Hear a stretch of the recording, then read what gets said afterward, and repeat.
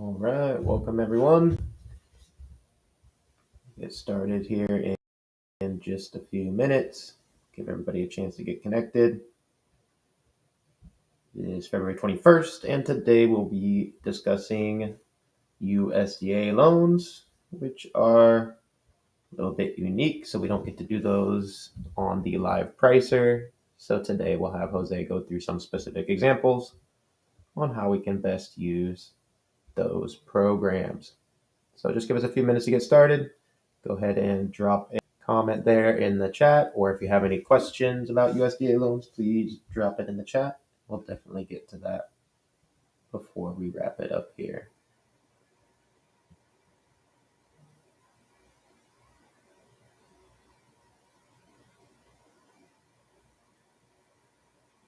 All right, good morning to everybody there. Give it just a couple more seconds here, and then we'll get into it. If you have any questions while we're going through the presentation, please drop them in the chat. We'll definitely try to answer them.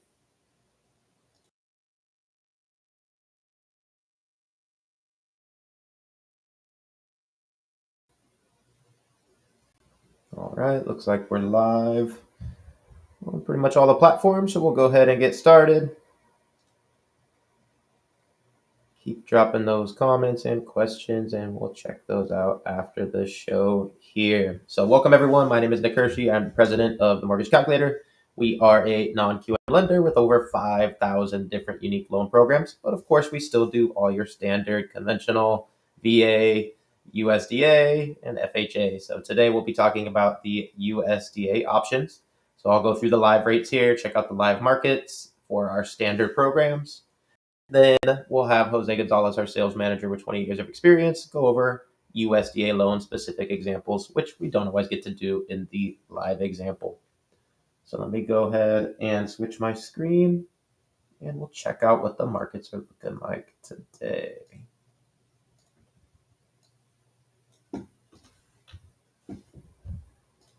All right, so this is our live pricing tool. This will show us the general rates and the APR for today. It is February 21st, just after 11 a.m. Eastern, so all of our standard programs are live here. We will compare across the programs and compare. If you'd like a full loan estimate that breaks down all the fees that go into the APR, please get with one of our team members. We have 300 licensed loan officers. Excuse me. So we'll set up a basic scenario. We'll set up $400,000 as the loan amount, to 80% loan, 20% on payment. And we're going to ask the computer to find the best rates we can offer for conforming conventional. And then we'll compare that with FHA. And then we'll go into our expanded guidelines, also known as non-QM, where we have over 5,000 additional options beyond the standard.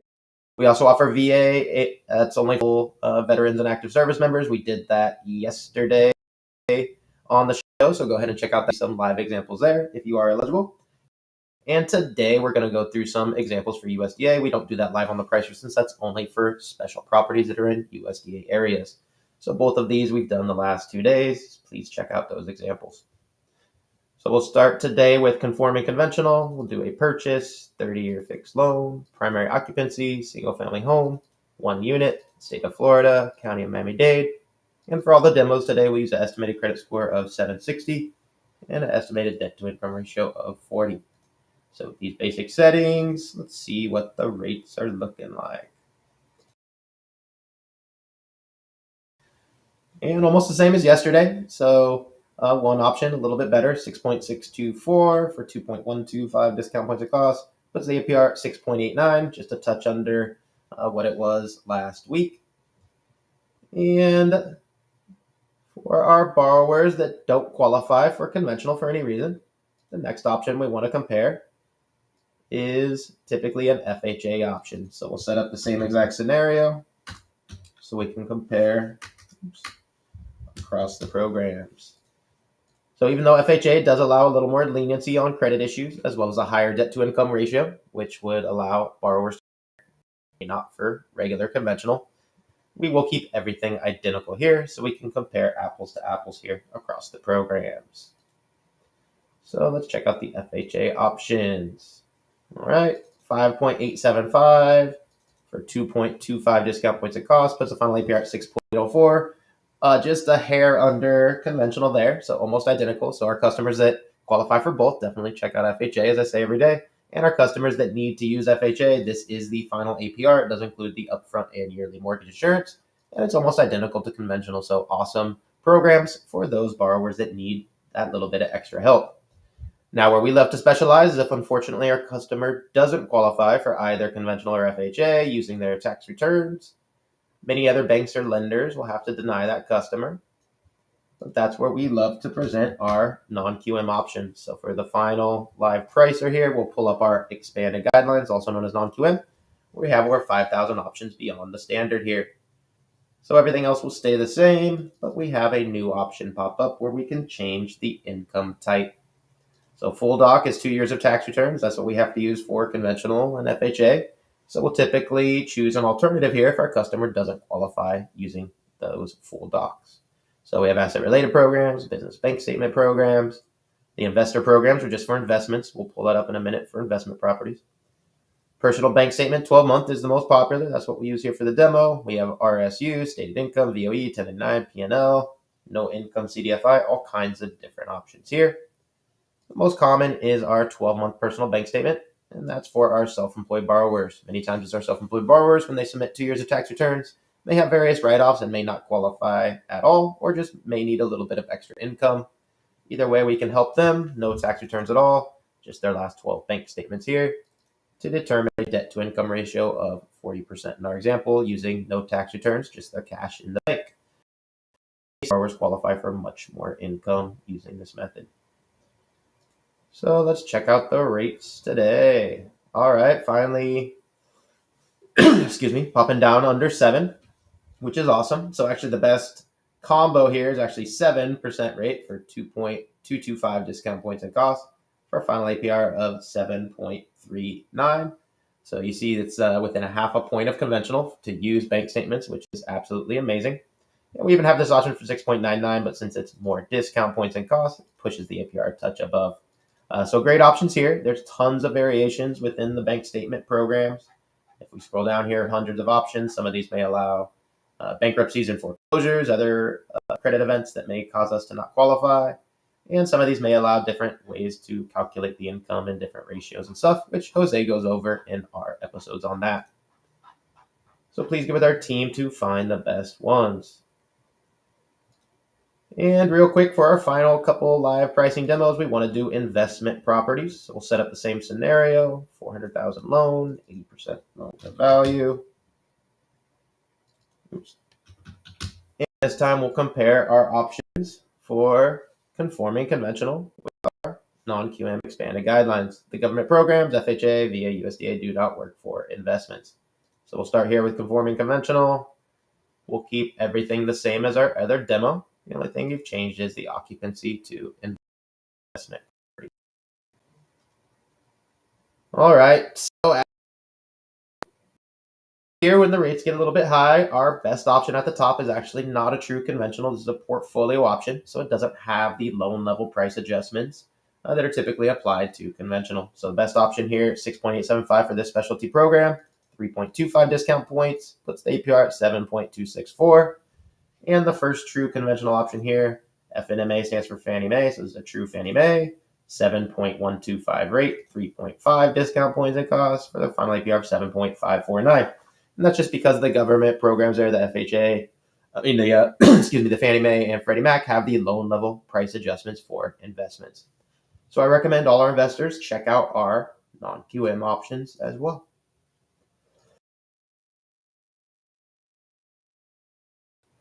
So we'll set up the same scenario.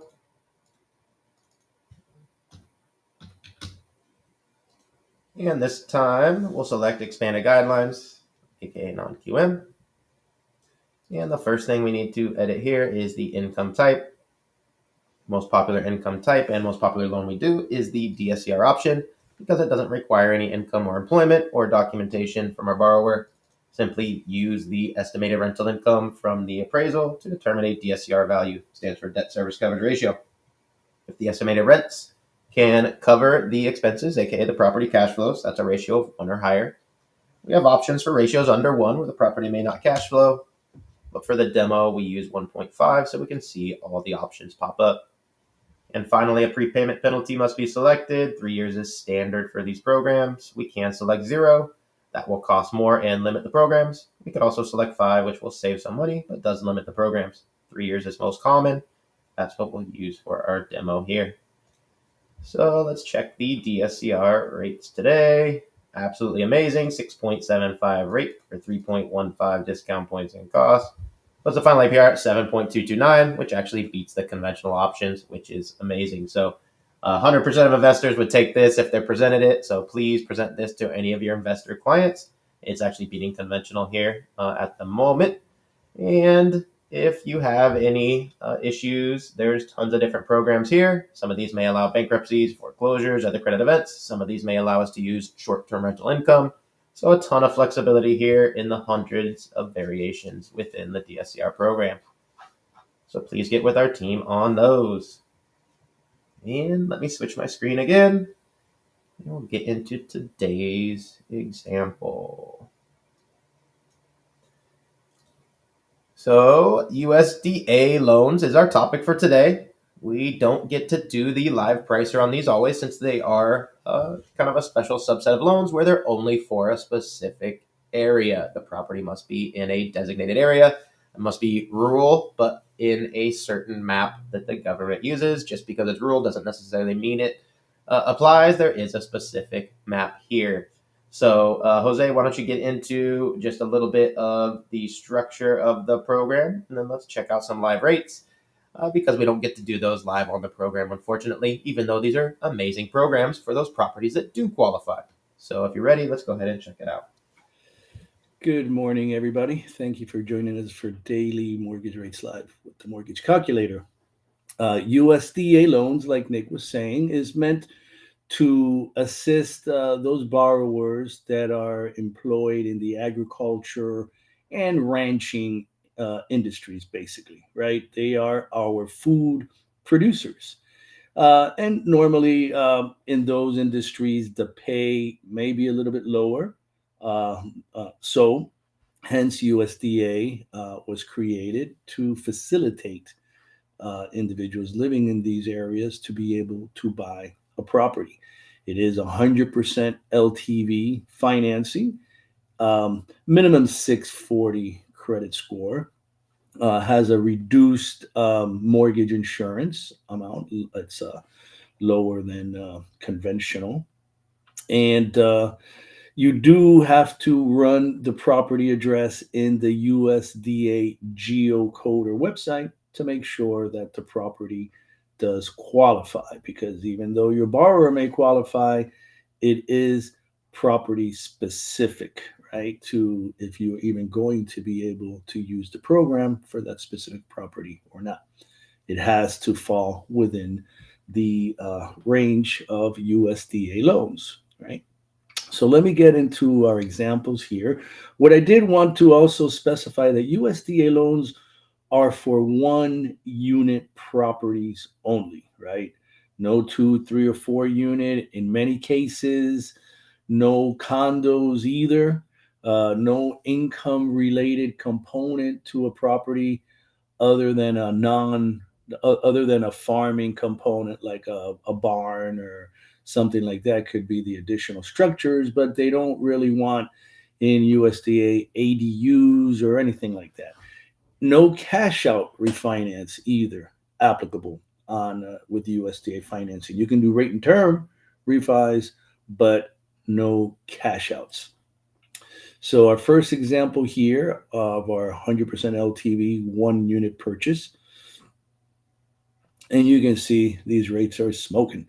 You got 6.625 with a little bit of a lender credit, and you can buy that all the way to 5.875. Our next example here is a USDA renovation loan. This is very similar to the 203K FHA renovation loan. This loan allows you to purchase a property or refinance a property that may have issues, property condition issues that may cause it not to be able to close with a non-renovation loan. Some of these issues may be missing components. Maybe it was vandalized, missing the AC, missing the appliances, missing, and by AC I mean like the central air unit got just yanked out. So all you got there are hanging wires, right? Can't close on a property with hanging wires unless you are closing with a renovation loan. And you can also use it to purchase a property where you may want to, as the title states, renovate, right? Maybe you want your dream kitchen, but you couldn't find it in the homes that you found. Well, make the one that you're going to buy your dream home with a renovation loan. You can include upgrades to kitchen, bathrooms, appliances, interior, exterior, all sorts of components that you can change on the home with a renovation loan. But as I stated, you'll note right here, 1 unit properties only. No 2 to 4 units, no condos. And our lowest cost option is 7.75%.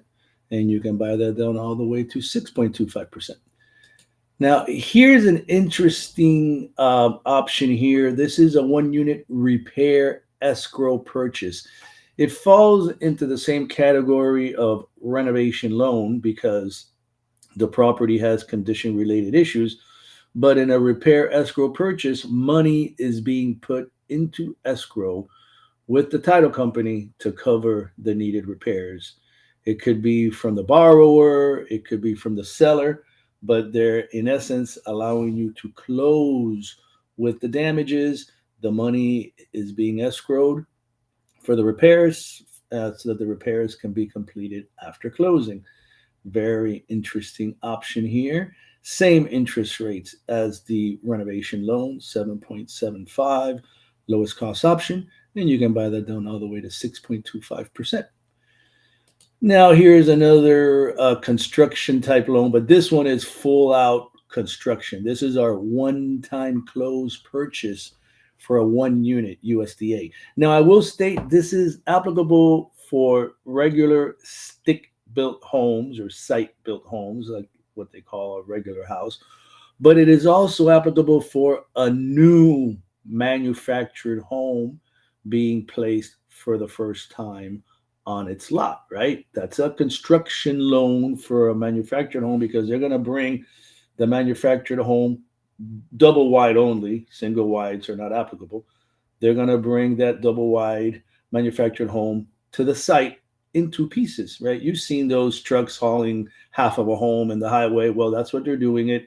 They're moving the 2 individual sides to its final resting place where it is going to be permanently affixed to the land. That's where you get that affidavit of a fixture, which is what then confirms the transition of the manufactured home from being a trailer to being, or should I say, from being a mobile home to being a manufactured home. No longer mobile.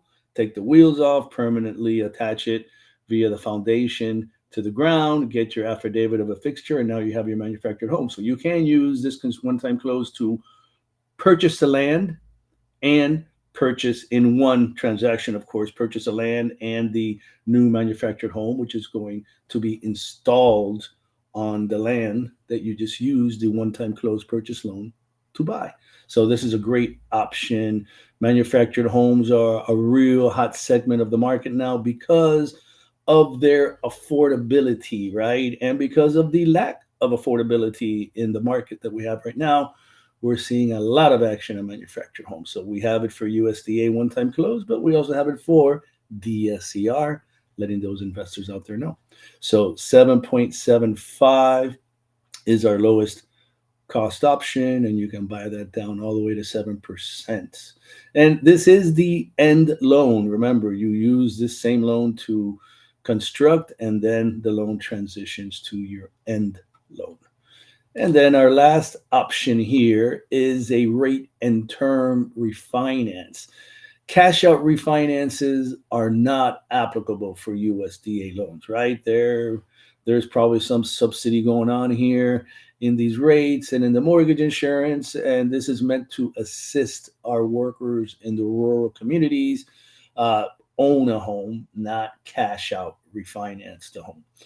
And also note a rate and term refi, a USDA rate and term refi is only applicable when refinancing an existing USDA loan.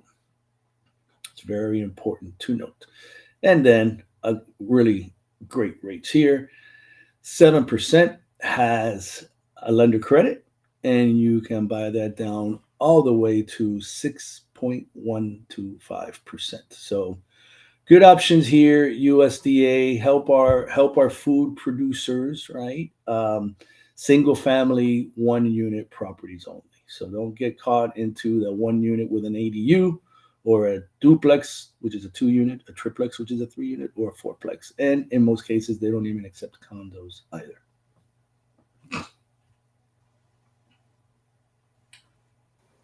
All right, we got a couple questions pop up. If you got any more questions, please put them in the chat.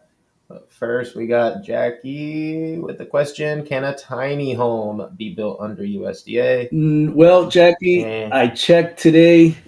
I was looking up these quotes. I was looking at eligible properties, and unfortunately, not. Tiny home cannot be built under USDA. Now, remember, it's really going to boil down to square footage more than anything else. But most tiny homes are like 300 square feet, way under the minimum square foot allowable. So, tiny homes not going to be an option. And what was the second part of the question? If it is in the USDA zip code for a renovation, will it only apply for agricultural and ranch? No, it doesn't have to be a farm property that's being used for farming, or nor a working horse ranch or anything like that. It's just what that Jose was referring to was the United States Department of Agriculture is insuring these loans. So these are meant for those types of people that work in those types of areas, not necessarily that the property has to be that type, right, Jose? absolutely, yeah. We're helping out our food producers, right? They may, they're not working in the big city, they're not making those big city bucks, but they need a place to live, and they're probably one of the most important members of our society. They are responsible for the food that we eat, and we want to make sure that they are well housed. All right. And then Michael had a question here. Could a USDA loan be for more than the values last asking to allow for repair? I guess on The the value, renovation side, yeah. the value is the value, basically. So, for example, if we're doing a one-time close loan, there's going to be an as-is value, and then there's going to be the renovation or construction portion of the loan, and then there's going to be the after repaired value. So it has to be on target, or else it's not. Whatever the after repaired value is, what's going to be used to calculate the loan to value, right? Value, loan to value.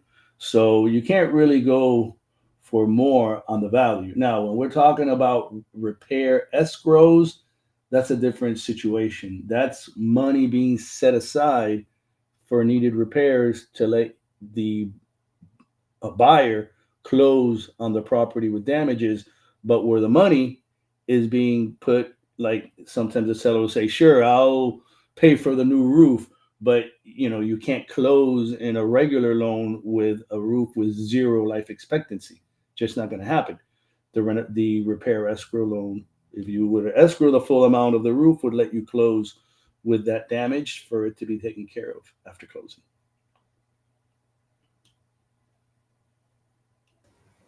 All right. Looks like that's all the questions we have. So thank you, Jose. And remember, we do this show every morning, 11 a.m. Eastern. So tune in tomorrow and we'll go into another topic and pull up the live rate. So thank you, everybody, for tuning in. And we'll see everybody tomorrow. Have a great day.